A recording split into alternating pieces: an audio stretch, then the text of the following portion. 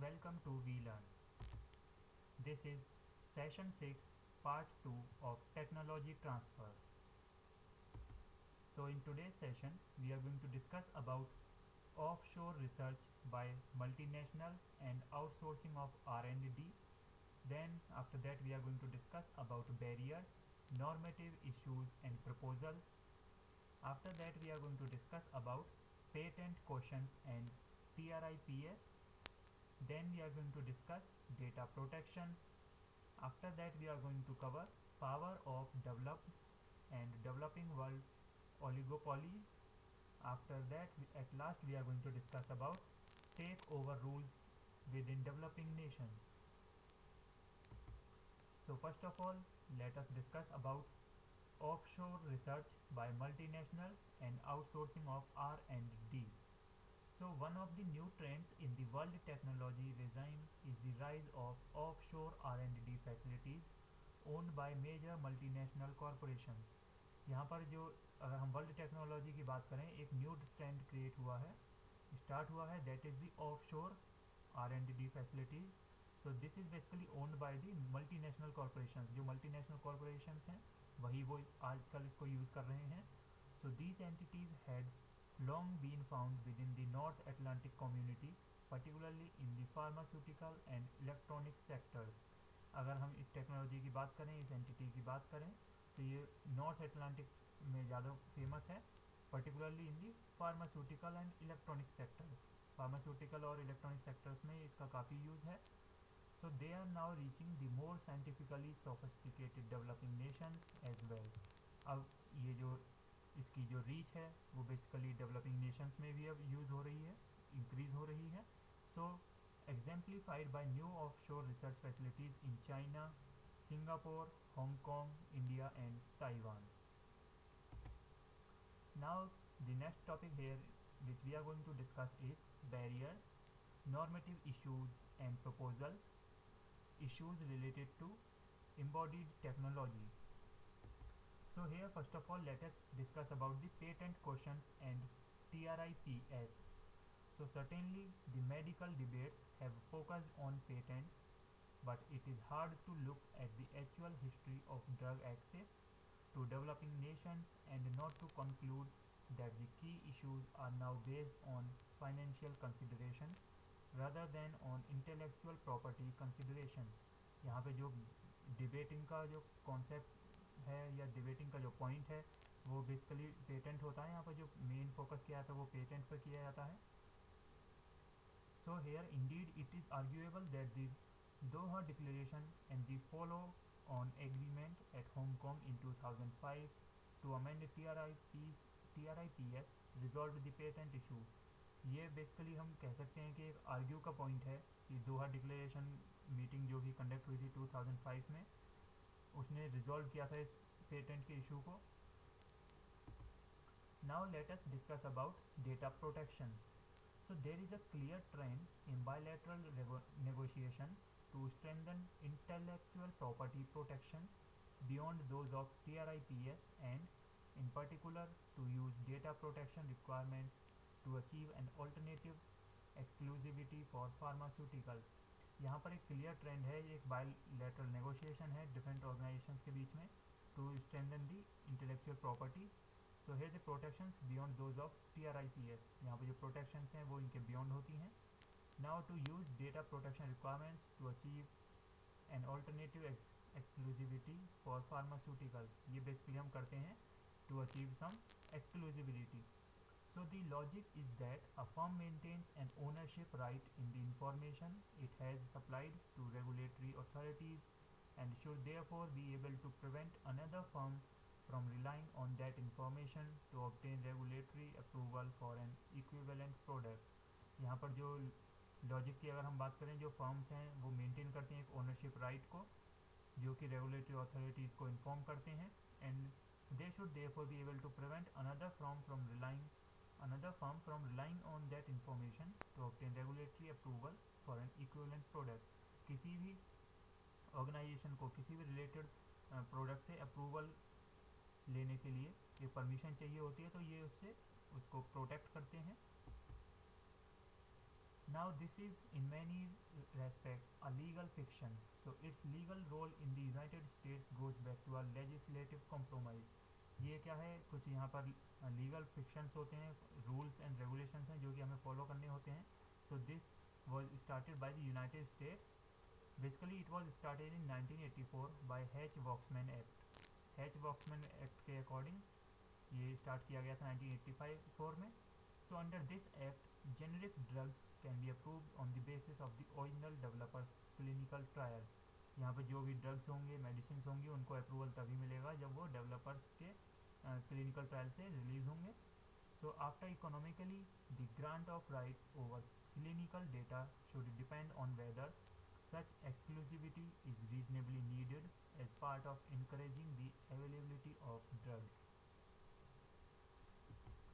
Now the next thing here is TRIPS has required some recognition of these rights. TRIPS को क्या है, यहाँ पे कुछ रिक्वायरमेंट होती है ताकि वो इन राइट्स को रिकॉग्नाइज कर सके. From the view point of developing nations the recognition should be as minimal as possible. अगर हम डेवलपिंग नेशंस के व्यू पॉइंट से देखें तो जो ये रिकॉग्निशन है वो मिनिमम से मिनिमम होता है. So unless new clinical trials are needed to evaluate a product for use in the developing world. ये तब तक हम करते हैं जब तक कि हमें क्लिनिकल ट्रायल ना मिल जाए किसी प्रोडक्ट से related for the developing world. और there is a new global compromise between the research based and the generic pharmaceutical industries. और हम कह सकते हैं कि उनके बीच में एक कॉम्प्रोमाइज़ सेट ना हो जाए, एक एग्रीमेंट सेट ना हो जाए. बेसिकली यहाँ पर जो एग्रीमेंट होता है वो प्लेस होता है रिसर्च इंडस्ट्री के बीच में और जेनरिक फार्मास्यूटिकल इंडस्ट्री के बीच में. Now the next topic here is subsidies and other interventions for technology development and acquisition. So here many developing nations are seeking to subsidize their private research sector. यहाँ पर जो काफ़ी developing Nations हैं वो कोशिश कर रहे हैं कि अपने सब्सिडाइज करें प्राइवेट सेक्टर को, प्राइवेट रिसर्च सेक्टर को. So in the developed world the economic analysis of such a subsidy is based on the fact that many of the benefits of new technology development are unlikely to be recouped by the investor in the new technology. यहाँ पर क्या है, जब अगर हम developed world की बात करते हैं, जो इकोनॉमिक एनालिसिस है वो इस तरीके से सब्सिडी उसमें प्रोवाइड की जाती है कि जो बेनिफिट्स हैं डेवलपमेंट से रिलेटेड वो रीऑक्यूपाई होते हैं और जो इन्वेस्टर है वो इजीली इन्वेस्ट कर सकते हैं न्यू टेक्नोलॉजी में.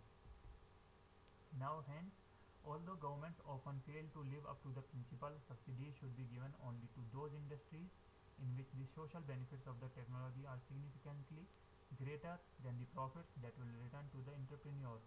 यहाँ पर गवर्नमेंट के चांसेस हो सकते हैं फेल होने के प्रिंसिपल में. सो यहाँ पर जो सब्सिडी है उन ऑर्गेनाइजेशंस को प्रोवाइड की जाती है जो सोशल बेनिफिट से रिलेटेड हैं, जो कि ग्रेटर इम्पैक्ट होता है जिनका प्रॉफिट्स पर, that will return to the entrepreneur. So, for the developing nation, an additional circumstance is appropriate. Now let us discuss about standards and patents. So, among the most important barriers to entry, particularly in the software area, are standards.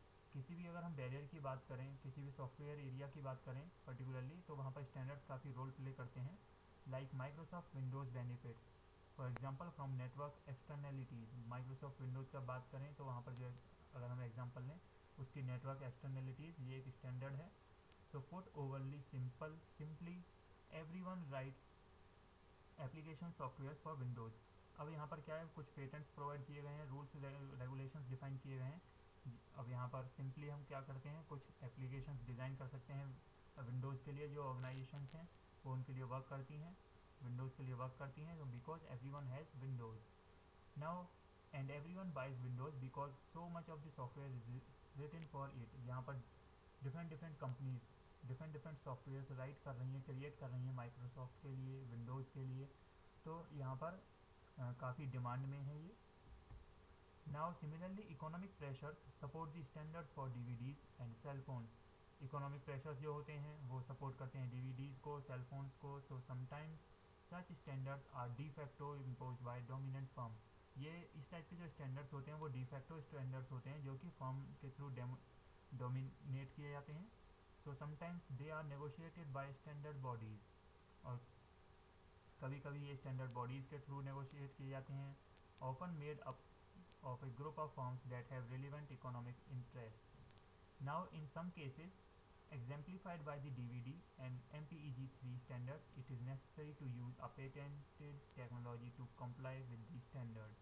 According to the DVD और MPEG-3 standards के according अगर हम बात करें तो ये necessary है कि किसी भी टेक्नोलॉजी को यूज़ करने से पहले हमें ये पता होना चाहिए कि वो पेटेंटेड है, या सप्लाई करने से पहले वो ये पता होना चाहिए कि वो पेटेंटेड होनी चाहिए. Now let us discuss about neo-protectionism in the digital environment. So there is a contemporary developing world concern about offshoring in the high technology and professional sectors. Yet such offshoring is generally economically beneficial to both developed and developing nations. यहाँ पर ये जो shoring होती है ये developing और developed Nations के लिए काफ़ी यूज़फुल होती है, and it provides a beneficial services export for developing Nations. ये काफ़ी सर्विसेज प्रोवाइड कराती है, काफ़ी बेनिफिशियल सर्विसेज प्रोवाइड कराती है डेवलपिंग नेशंस को for performing export operations. So in order to provide the benefits of free trade, such restrictions on offshoring are inappropriate. अब अगर हम फ्री ट्रेड की बात करें तो ये जो रेस्ट्रिक्शंस हैं शोरिंग की ये इनअप्रोप्रिएट होती हैं. So there also remain restrictions on trade in services in those sectors where the services might be delivered through labor migration. Again, there is no reason not to work for the benefits of free trade through future steps in negotiations in the service sector. That means यहाँ पर labour migration की अगर हम बात करें या different different regions हो सकते हैं, बेनिफिट्स हो सकते हैं किसी भी ऑपरेशन में, so there should be negotiation in the every service sector. Now let us discuss about antitrust issues. So there is an unavoidable tension between antitrust law and intellectual property law. यहाँ पर एक tension basically रहती है जो कि हम अगर बात करें एंटी ट्रस्ट लॉ की और इंटेलेक्चुअल प्रॉपर्टी लॉ के बीच में. So the intention of intellectual property law is to create a market entry barrier to permit a firm to gain an extra profit that can serve as an incentive to invest in creation और innovation. यहाँ पर अगर हम intention की बात करें, जो intention होती है वो इंटेलेक्चुअल प्रॉपर्टी लॉ के से रिगार्डिंग होती है. That means here the need is to create a market entry barrier. यहाँ पर एक मार्केट एंट्री बैरियर की एंट्री की जाती है, क्रिएट किया जाता है, जो कि अलाउ करता है कि एक्स्ट्रा प्रॉफिट गेन किया जा सके. So this is basically done ideally it provides the consumer with a better product in the future at the expense of a somewhat higher price. ये अश्योर करता है कि कस्टमर को बेटर प्रोडक्ट मिलेगा, better quality का product मिलेगा future में, लेकिन उसके लिए कस्टमर को थोड़ा हायर प्राइस पे करना पड़ सकता है. Now the next thing is antitrust law is designed in contrast to enable the consumer to obtain a product at the lowest price possible. यहाँ पर जो एंटी ट्रस्ट लॉ डिज़ाइन किया जाता है वो इसके अकॉर्डिंग किया जाता है कि कस्टमर को हाई क्वालिटी गुड थोड़ा अच्छी कॉस्ट पर मिले, रीजनेबल प्राइस पर मिले. So the optimum balance between the two bodies of law depends in part on the consumer discount rate that balances the present against the future. यहाँ पर एक balance set किया जाता है present और फ्यूचर के बीच में. दैट मीन्स जो कॉस्ट है वो अप्रोप्रिएट होनी चाहिए, उससे अप्रोप्रिएट प्रॉफिट गेन होना चाहिए. So it will therefore differ as between wealthier and poorer societies. Now let us discuss the power of developed and developing world oligopolies. So from the viewpoint of the developing nations' desire to obtain technology, the most important international antitrust issue arises from the fact that many technology-based industries are marked by near monopolies. यहाँ पर क्या है, developing Nations की अगर हम बात करें वहाँ पर एक डिज़ायर होती है टू ऑब्टेन अ टेक्नोलॉजी. तो यहाँ पर most important international anti trust issue arise होता है. दैट मीन्स जो टेक्नोलॉजी बेस्ड इंडस्ट्रीज़ होती हैं वो नियर मोनोपोलॉजीज और ओलिगोपोलीज को फेवर करती हैं.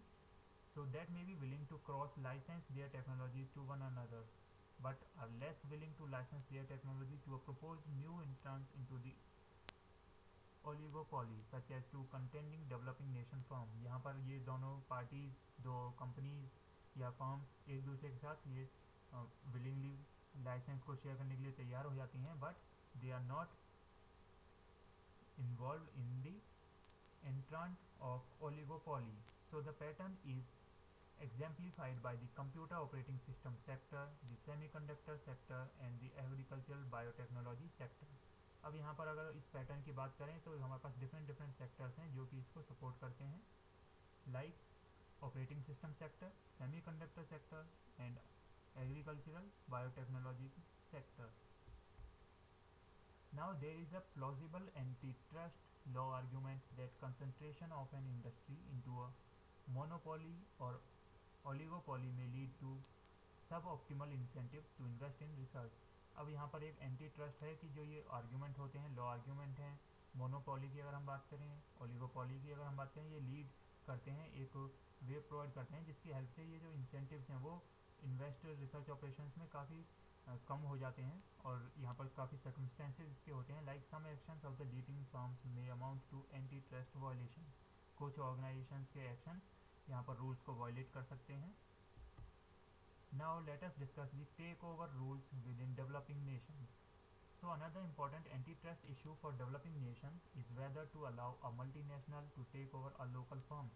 यहाँ पर अगर एंटी ट्रस्ट की एक बात करें तो यहाँ पर सबसे बड़ा इशू ये होता है कि डेवलपिंग नेशंस को अलाउ किया जाए या नहीं किया जाए कि वो मल्टीनेशनल्स को टेक ओवर, मल्टीनेशनल जो कंपनीज हैं वो टेक ओवर कर सकें लोकल फर्म्स को. So such an acquisition may be a normal step in the global movement of an industry towards larger scale operations. So moreover, it can often bring new technology through the technological inputs provided by the multinational.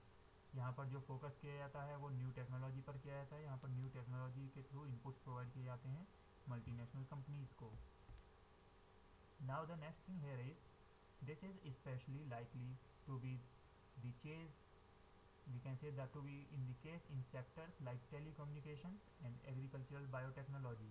ये जो cases हैं वो basically हम देख सकते हैं telecommunication fields में, agricultural fields में, बायोटेक्नोलॉजी फील्ड्स में. सो however such an acquisition can also reduce competition. ये जो एक्विजिशन होता है, ये जो प्रोसेस है, ये कॉम्पिटिशन को रिड्यूस करता है. So the need therefore is to balance these two effects. इसलिए यहाँ पर जो नीड है वो ये होती है कि इन दोनों इफेक्ट्स को बैलेंस किया जाए. So to do so wisely requires an antitrust authority with a substantial economic capability. Now let us discuss the next topic here, that is summary of negotiation implications for the private research area.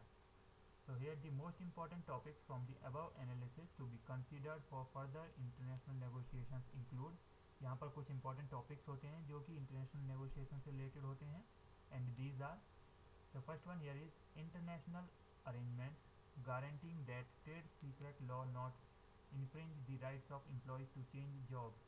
यहाँ पर इस agreement के according ये agreement guarantee करता है, guarantee provide करता है कि जो एम्प्लॉयज़ हैं वो अपनी जॉब्स को चेंज नहीं करेंगे, वहाँ पर उनको राइट्स प्रोवाइड किए जाते हैं. और the rights of firms to reverse engineering products provided that the rights of the former employer or of the original design of the product are respected. That means जो पिछली कंपनी है, last company है हमारी, उसके जो rights थे, उसके product से रिलेटेड जो राइट्स थे उनको मेंटेन किया जाए.